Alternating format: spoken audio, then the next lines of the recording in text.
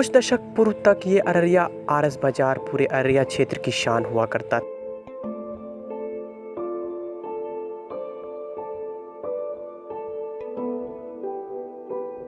था। यहाँ अनाज की मंडी से लेकर हर ज़रूरत की चीज़ें मिल जाती थी। बाजार जाना हो तो आराम से कोई भी साधन से अररिया आरएस बाजार पहुंच गए और धीरे धीरे ये बाजार उपेक्षा के शिकार होता चला गया।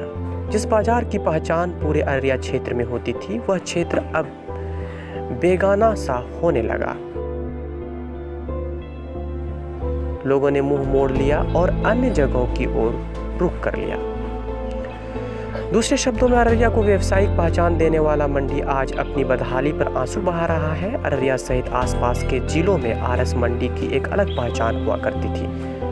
अररिया रेलवे स्टेशन के कारण यहाँ का नाम आरएस पड़ा। रेलवे स्टेशन पर कभी यहाँ के रैक लगा करती थी। बाहर से माल अररिया आया करता था और यहाँ से जूट और अनाज बड़े पैमाने में दूसरे प्रांतों में भेजा जाता था। इसी कारण यहाँ छोटे उद्योग का भरमार हुआ करता था। आसपास के इलाकों के लोगों का रोजगार इस मंडी से जुड़ा हुआ था। बड़े पैमाने पर मजदूर यहाँ काम करने के लिए आया करते थे, लेकिन 1990 में अररिया को जिला का दर्जा मिलने के बाद आपराधिक घटनाओं में भी भारी इजाफा हुई। 400-500 बैलगाड़ी पटुआ लेके आता था। यहाँ पटुआ का गोदाम गाड़ी लोड होता था, बैगन लोड होता था। यहाँ मालगाड़ी से तेल दाल चावल सब यहाँ स्टेशन पर कटता था। बोगी पुराना जमाना का मंडी यही है। यहाँ से जो सामान जाता था कहाँ कहाँ जाता था? पूरा क्षेत्र जो है यह कलियागंज, पलासी, फुलवरिया ये सब चारों तरफ यहीं से जाता था।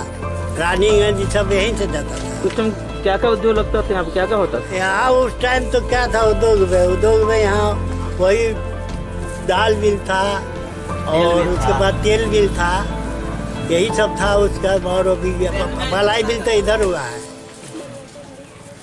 तो उस टाइम जो उद्योग यहाँ पे था तो चारों तरफ खुशहाली था। हाँ बहुत खुशहाली था। तो अब कहते थे कि यहाँ आदमी नहीं जाना सकता था पैदल, इतना बैलगाड़ी का नंबर। अभी जो अररिया आरएस मंडी है इसका उदासीनता का क्या कारण हुआ?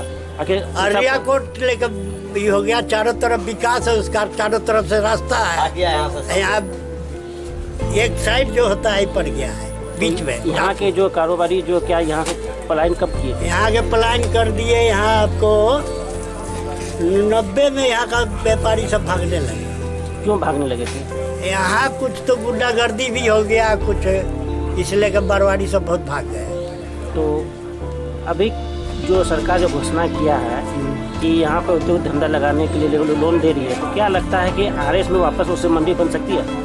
बहुत बढ़िया बन सकती है मंडी। तो अभी सब चीज़ तो यही है। आपका सेंट्रल जेल यही है, नवोदय यही है, आपको केंद्रीय विद्यालय यही है, सब तो यही आ रहे थे।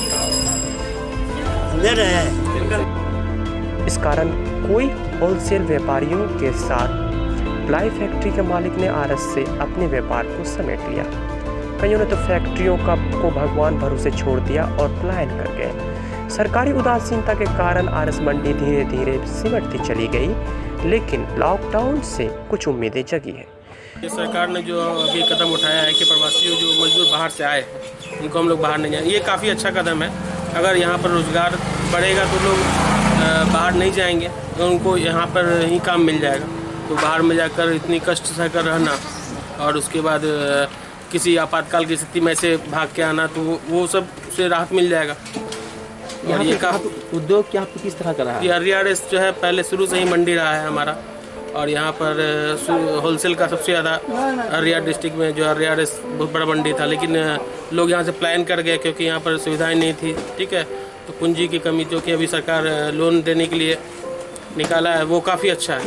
अगर छोटे छोटे रोजगारों को लोन मिलेगा तो जरूरी है कि सभी अपने अपने कदमों पर आत्मनिर्भर बनेंगे। अगर यहाँ पर उद्योग लगता है तो यहाँ से पलायन भी कम होगा? जी हाँ, अगर यहाँ उद्योग खुलेगा तो डेफिनेटली यहाँ से पलायन कम ही होगा। यहाँ के व्यापारी बताते हैं कि सरकार ने प्रवासी मजदूर से भी बिहार में रहकर काम करवाने की बात कही है। उद्योग को लगाने के लिए सरकार की मदद का भी आश्वासन दिया है। इससे आरएस मंडी के लोगों को थोड़ी सी उम्मीद जगी है। उनका कहना है कि सरकार अगर इस ओर गंभीरता से ध्यान दे तो ये मंडी फिर से एक बार अपने वजूद में कायम हो जाएगी।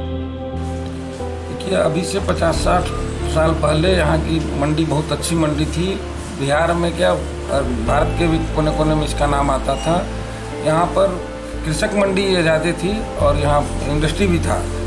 यहाँ जैसे जूट का बहुत अच्छा अराइवल रहता था। यहाँ से जूट पैकेजिंग होके कलकत्ता और जगह की जहाँ भी मंडियों में जूट मिलों में जूट यहाँ से जाता था। बाय रेल सारी चीज़ें बाय रेल जाती थी। रेल की यहाँ रैक लगती थी, उसमें लोड होता था, उसमें सारा चीज़ जाता था। और साथ साथ यहाँ राइस मिल वगैरह भी था। उस समय के हिसाब से सब चीज़ अच्छा चल रहा था, लेकिन विगत उसके बाद कुछ संसाधनों में कमी आ गई और आपकी सरकारी या क्राइम वगैरह बढ़ने के चलते, सरकारी नीति का तो कोई दोष नहीं कहेंगे हम, लेकिन क्राइम वगैरह बढ़ने के चलते यहाँ से लोगों का पलायन होने लगा।